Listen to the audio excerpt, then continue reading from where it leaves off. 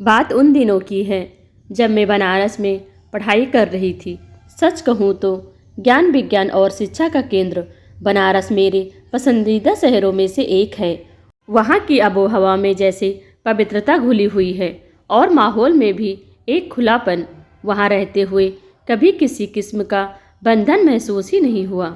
Volleyball खिलाड़ी होने के कारण शुरू से ही पहनावे में भी खुलापन ही था, लेकिन खेल में होने के कारण व्यक्तित्व में ही एक किस्म का बिंदासपन था। तो आधुनिक कपड़े भी जचते थे, कुछ भी अटपटा नहीं लगता था। जीन्स पहनने की बात हो या शॉर्ट्स, हम लोग सब कुछ पहनते थे। मगर हर बैच में जो नई लड़कियां आती, उनमें साल का अंत आते आते गजब का बदलाव देखने में आता। ऐसी एक प्यारी सी लड़की थी रेशमा, जिसके बदलने से सबके आंखों की नींद उड़ा दी थी। रेशमा, जिसे देखकर ही महसूस होता था जैसे वह सचमुच रेशम की बनी हो। जाने क्यों उससे एक किस्म का लगाव सा हो गया था। उसे भी कुछ पूछना होता, वह मेरे पास ही आती। पढ़ाई लिखाई की बात हो या फैशन की, वह हमेशा मुझसे ही पूछती। मुझे उसके भोलेपन पर हंसी भी आती।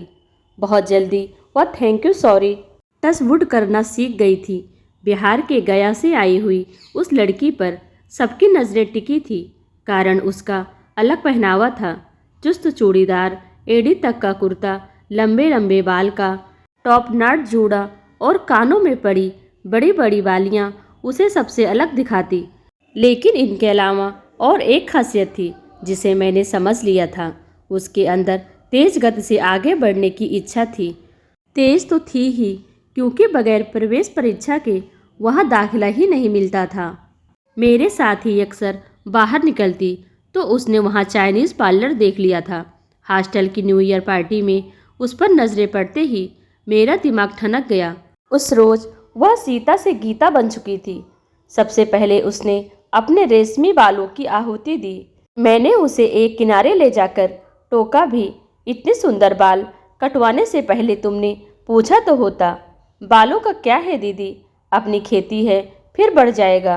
खैर, वह जिस तेजी में बदलने लगी थी, कोई रिवर्स गियर था ही नहीं। उसका पहला साल था और मेरा आखिरी, तो मैं वहाँ से पढ़कर निकल गई थी। बाद में जो कुछ सुना उस पर यकीन करने का दिल ही नहीं किया, मगर जिसके द्वारा सुना था उस पर विश्वास न करने की कोई वजह भी नहीं थी। जीन्स तो उसने मेरे सलाह पर ही पहनना शुरू किया था, क्योंकि लंबे कपड़ों में सबसे अलग दिखने से ज़्यादा नज़र आती थी। मगर शायद उसे अलग रहना ही पसंद था। तभी तो देखते ही देखते कब वह शॉर्ट ड्रेसेस पहनने लगी, फिर शॉर्ट से मिनी, और उसके बाद कब माइक्रो मिनी पर आ गई, पता ही नहीं लगा। इतनी तेजी से बदलना, या भी 90 के दशक में, जब घर में 3-4 बच्चों का परिवार होता था, आसान नहीं था। फैशन की होड़ में आगे बढ़ने पर पीछे मुड़कर देखना भी कहाँ भाता है। घर से आने जाने वाले बच्चों पर नियंत्रण बना रहता है, मगर गांव या छोटे शहर के लोगों को सहसा मिली आज़ादी पचती भी तो नहीं। उसने यूनिवर्सिटी की राजनीति में भी हिस्सा लेना शुरू कर दिया। कब पवित्रता की सीमा लांघ गई, उसका ठीक ठीक पता तो उसको भी नहीं होगा। खैर, मैंने जब उसे अपने सामने वाले फ्लैट में देखा तो कुछ कुछ देखी हुई सी लगी। कहाँ देखा है वही याद नहीं आ रहा था। तभी निशा का फ़ोन आया। अरे रेशमा मुंबई में है, किसी दिन भी मिल सकती है। अच्छा, तुझे कैसे पता? क्या बोलूँ, जिन लड़कों से मिलती जुलती है उनके बीच मेरे गांव का एक लड़का विष्णु था, जो उसे उसके पुराने समय से चाहता था। सब उसे आउटडेटेड समझते थे, वैसे ही वह विष्णु को समझती रही। पढ़ाई तो फर्स्ट ईयर में ही पीछे हो गया। फैशन के चक्कर में पढ़ा नहीं तो फेल हो गई। घर वाले लेने आए तो जाने से इनकार कर दिया। इस बीच नेताओं के चुंगल में आ चुकी थी। हॉस्टल में कमरा आरक्षित रहा। चुनाव के बाद में उन लोगों ने उसे दूध की मक्खी के समान निकाल कर फेंक दिया। उसकी आदतें खराब हो चुकी थी। परिवार वालों ने भी उसके लक्षण देखकर उससे किनारा कर लिया। तब जाकर उसने संजय नामक एक अमीर लड़के को पटाया और उससे शादी कर मुंबई चली गई। विष्णु उसकी सारी हरकतों का चश्मदीद है। उसने ही बताया कि बनारस छोड़ते वक्त उसने तुम्हारा पता लिया है, इसलिए सोचा तुम्हें बता दूं। निशा ने उसका सारा कच्चा चिट्ठा खोला। हम उसके बारे में बात कर ही रहे थे कि व्हाट्सएप पर एक मैसेज आया। नया नंबर था तो बस इतना ही लिखा था, दीदी मैं रेशमा आपके फ्लैट के सामने रहने आई हूँ। लगता है हमारे मन के तार जुड़े थे। वही तरंगे उसे भी देर रात तक जगाए रखी थी। कैसी हो रेशमा? बहुत अकेली हूँ, आपसे बात हो सकती है?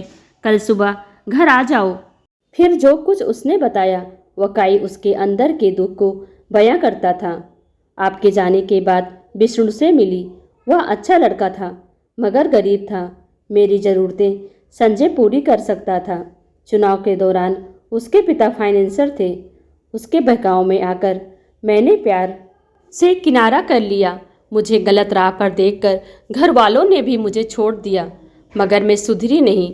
मुझे कम समय में बहुत कुछ चाहिए था, पर संजय के साथ तुमने शादी कर ली ना, तो वो कहाँ है और क्या करता है पता नहीं मुझे। मैंने विष्णु को धोखा दिया तो बदले में धोखा खाया। मैं क्या करती दीदी? तेज गति से आगे बढ़ने की ललक ने मुझे कहीं का ना छोड़ा। जब संजय किसी विदेशी लड़की के साथ अमेरिका शिफ्ट हो गया तब समझ में आया कि ज़रूरत से ज़्यादा की इच्छा दर्द और अकेलापन देते हैं। आगे क्या सोचा है? आगे कोई राह नहीं सूझ रहा। अब भी कुछ नहीं बिगड़ा है। मेरी मानो तो माता पिता के पास लौट जाओ जिन्होंने जन्म दिया। अगर वे नाराज़ हैं तो उन्हें नाराज़ होने का हक भी है और हमें उनसे क्षमा मांगने का। हम दुनिया में चाहे जहाँ भी जाएं मगर उसी ब्रज का हिस्सा कहलाएंगे। फिर विष्णु से बात करना। जो प्यार करता है वो माफ़ भी कर सकता है। गलती तभी तक गलती है जब तक पछतावा ना हो। पश्चाताप बड़े से बड़ा पाप धोने में समर्थ हैं। अब भी कोई देर नहीं हुई। अपने जीवन को सही रूप में ढालो। मत भूलो कि जब जागो तब सवेरा है।